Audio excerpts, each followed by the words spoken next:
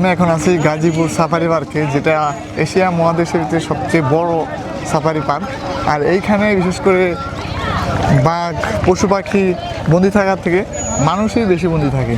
এই যে পুরো পার্কটাই মানুষ বন্দি করে রাখে এবং পশু পাখি সব উন্মুক্ত থাকে।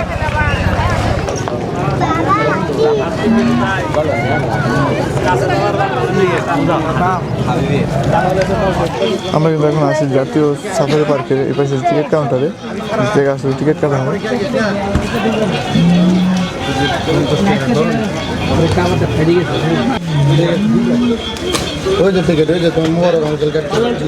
আমাদের এখন সাফারি পার্কের টিকিট কাটা শেষ।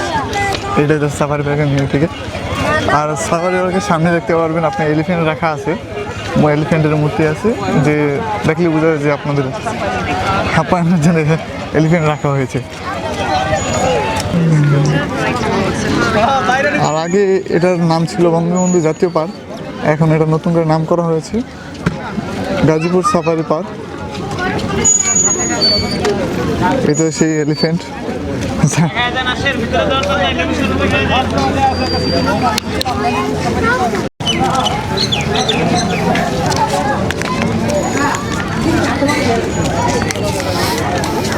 একটা রেখে দেন না, আর বের হওয়ার সময় লাগবে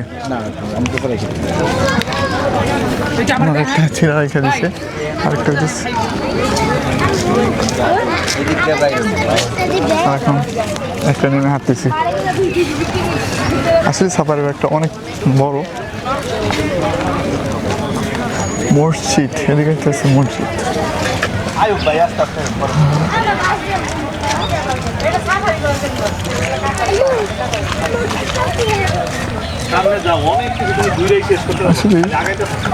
প্রকৃতির হাওয়া এবং সৌন্দর্য, এদিকে ডলফিনের মূর্তি।